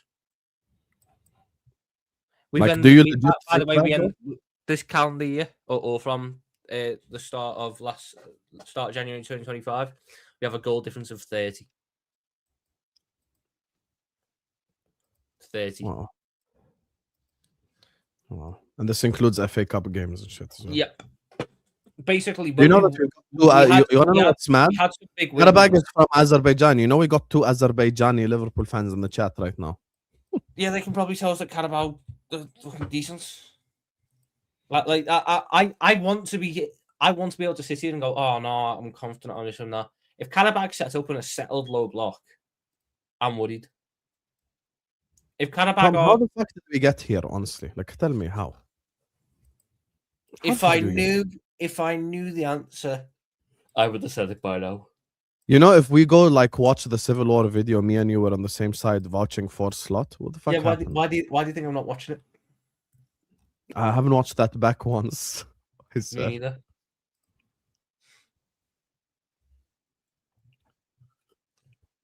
I don't ever want to see us lose, but I understand that if we were to the Newcastle one's the one to look at, really. If we were to lose to Newcastle and end up being like 8th or 9th, I do think they'd pull the trigger at that point. I do think they would do, because that's when it starts to get seriously troubling. That you'll miss out on a Champions League football. and we can't afford to miss out on Champions League football. Are we that finished? We're not far off it, mate. You know, Tom used to be like a bubble of positivity and good energy. When Tom's giving up, What was it you used to call me? Happy clapper? yeah, bro, you used to be to an extent a happy clapper. You were never happy clapper like Ben level, you know, big up Ben, but you were still a happy clapper to an extent. But I feel like you have nothing to clap about now to begin with. You really have nothing to clap about to begin with. Mate, I'm looking at Alonso. I'm doing all my research on Alonso and his style of playing and everything like that, and it's just making me sad. When you said you're doing your research on the whole Alonso thing, like when it comes to basically the whole what's it called, like the whole Real Madrid stint, what have you found out so far? Like, why do you think it's his? What was he to blame for? What was he to not blame for? Like, his style of football requires a lot of squad players. That's the big thing, and he couldn't rotate at Real Madrid as much as he wanted to. But in terms of how we set the team up, I don't have many real qualms about that. Like, I know that people beat Xabi Alonso with the stick of Slot beaten twice as Liverpool manager, which is dumb. You can't sit here, and I'm going to put, because there's one way of looking at going, Glasner's beaten 3 times, I don't get Glasner. I'm also going to do it a different way. The biggest thing Liverpool have going for them is Anfield on a European night. I've seen some of the greatest managers of all time get trounced on a European night at Anfield. Hasn't made them any worse. Pep Guardiola lost 3-0 to a objectively worse Liverpool team, quality-wise, on a Champions League night. So for Alonso to lose 1-0 in a team that's throwing a mutiny on a Champions League night, that's not a bad result. All things like Real Madrid have lost 4-0 before to us at Anfield. Everyone would take Pep Guardiola at Liverpool right now. Big managers can sometimes just get beaten by a Liverpool crowd on a European night. A great Juventus team in 05 got beaten by Liverpool on a European night. Chelsea 04-05, best defensive team the Premier League's ever seen, got beaten by Liverpool on a European night. Liverpool on European nights is something different. So I don't use that as a stick to batter him with, because great managers have come to us and lost. At the end of the day, Xabi Alonso at Real Madrid wasn't going to work because he's not a manager. He's a coach. He wants to coach. He wants to teach players how to play his way. I quite like how he plays football. So I'm going to lean more so to wanting him. Do I also think that my squad is more open to learning? Wirtz and Frimpong's already a track record of them working very well under Xabi Alonso. I look at the makeup of the squad. I think there's certainly business that needs to be done, but I do think a lot of pieces certainly fit with the way he wants to play football. He's not married to the idea of a back three like people try and suggest. Yeah. He'll play a back four. He played pretty much a back four exclusively at Real Madrid. He played the back three in the Club World Cup, and then he played the back four pretty much every other game after that. I quite like watching his team play football. Is he the finished article yet? No. But he is also still a young manager. And at the end of the day, I would find it much easier to back him and his style of football and his personality and the way he engaged with fans than I would Arne Slot at this point. I struggle to see how it keeps going. The worst thing you can do as a Liverpool manager is lose your greatest weapon, which is Anfield. He's lost his 2 greatest weapons, Anfield and more. Teams aren't scared to come to Anfield anymore. They aren't. We have zero. There is zero. And the fans who go to the game are frustrated with what we're doing in terms of the football, and they are disillusioned with how you play football. And when you start losing that crowd, and they start seeing you as boring, and they start seeing you as dull, there's very little way back. There will always be a lot of respect for Arne Slot for what he did last year. So that's by the by.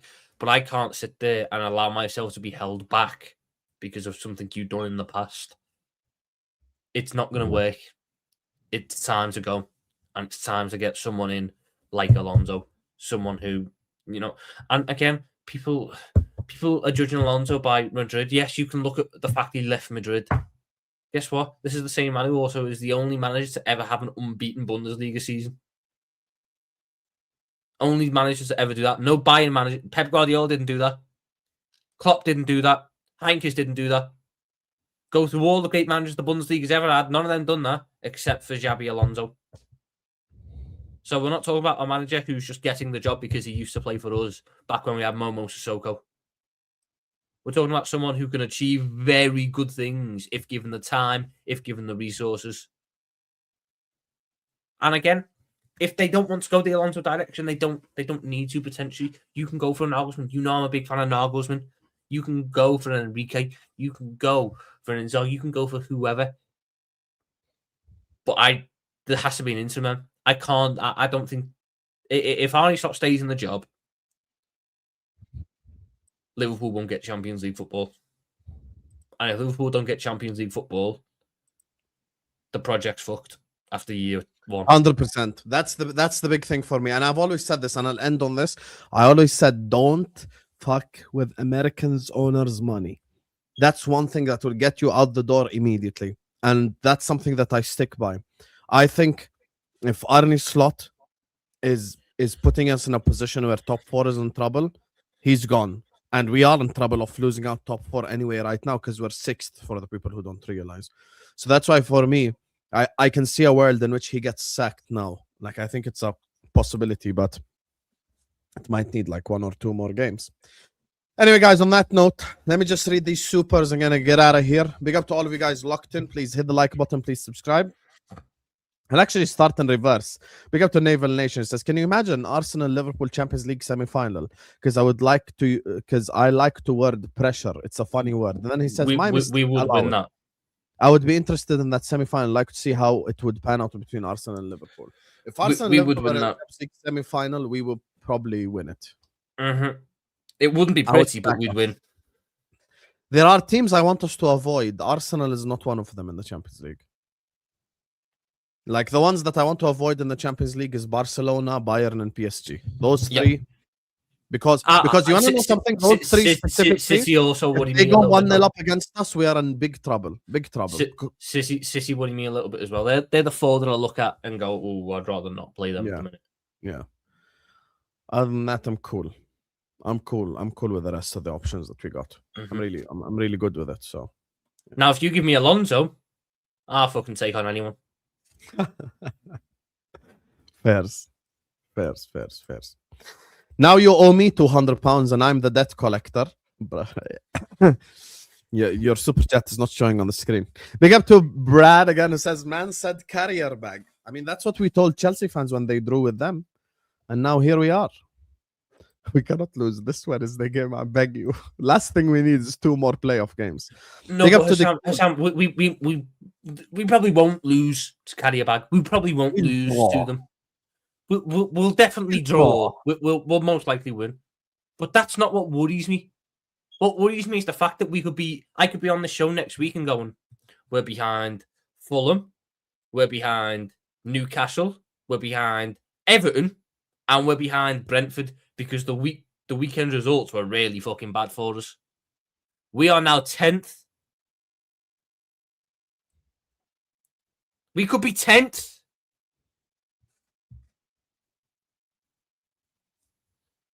That's Champions League wouldn't be a fucking problem then because we won't win it. That's what would worry me.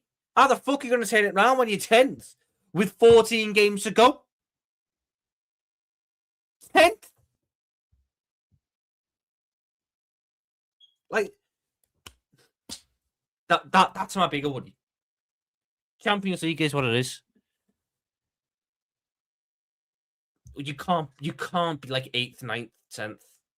Next, I can't be doing this show when we're 8th, 9th, 10th. I can't be sitting here, Husam, and we're talking about we've got to beat Man City or we'll be bottom half. Oh, and I've got the clip now, the Gakpo clip. Big up to Nur Baloch who sent it to me. Yeah, watch this. It's already blurry. What is it? This is the Gakpo clip against Leverkusen. Yeah, this is what he does. How do you cut in and shoot from the middle of the pitch? That's what he does. Oh my god, man. Alonso got sacked because Vinny never played 90 minutes in a row. If he's best, he gets subbed. Mbappe can be injured, tired, stink, never sub. Egalitarian, lol. By the way, Vinny scored like 1 goal at the start of the season. Like, why are we acting like Vinicius Jr. was a martyr because Alonso was making him the sacrificial lamb here? Because that wasn't the case. At the end of the day, football teams in the modern age cannot have 2 players who don't press. Xabi Alonso made a lot of exceptions for Mbappe and Vinicius. Eventually, one of them was going to have to drop out because he can't sit there and play an entire season with 8 outfielders picking up the load for 2 who aren't doing enough. Now, who are you going to pick, Husam, when one of the guys, when it's time to make those decisions, has 35 goals in 31 games, and the other one has 8 goals? I think the choice is pretty obvious which one was getting sacrificed. The fact that Vinicius couldn't accept that and A, didn't change his game to work harder and earn that spot back in the team, or B, wasn't better than Mbappe, so therefore had to lose a spot and couldn't take that with grace and decorum. It's Alonso's fault that. Alonso should just play all these players, even though they don't fit his system, because Real Madrid brought him in because of his system. So he plays his system. Certain players don't like it. The players win. Doesn't work. Tesco Qarabag gonna bad us up at Anfield. How likely is it that we've got 2 Azerbaijani Liverpool fans in the chat that are both saying we should be worried about Qarabag? You know, I'll never, like, I'm sorry, there are certain things that I just don't accept. I cannot accept Liverpool Football Club, big Liverpool Football Club, being worried about Qarabag. But here we are. Here we are. This is the reality. Can I just ask Decode the question? Decode, can you give me a list of games where Vinny Jr. was man of the match and Mbappe stunk up the gaff, yet Vinny Jr. was subbed off? I need like clear like proof of it, because if Mbappe's scoring, I'm not saying he's stinking the gaff up because he's doing his fucking job. His job is to score goals, same as Vinicius Jr.'s job. So please give me this evidence of Vinny, because I'm not saying you're wrong. I just need to see the proof of it. So if you can show me the list of games where Xabi Alonso saw Vinny Jr. was man of the match and took him off anyway, and also this idea that you can't take guys off and stuff. Jurgen Klopp had Sadio Mane and Mohamed Salah, and he would take them off. Jurgen Klopp also made those 2 press like motherfuckers. Both Salah and Mane are much better than Vinicius Jr. So if Jurgen Klopp can do it, and everyone lauds it and praises it, and well done, why can Big up to Adrian, who just sends in an empty super chat. Appreciate you, Adrian. Thank you. You're my favorite person I know called Adrian, and the competition's not very heavy. Big up to Whitney, says, wouldn't be in a foxhole with this bunch. Yeah, because I should apologize to you if we get top 4. You are correct.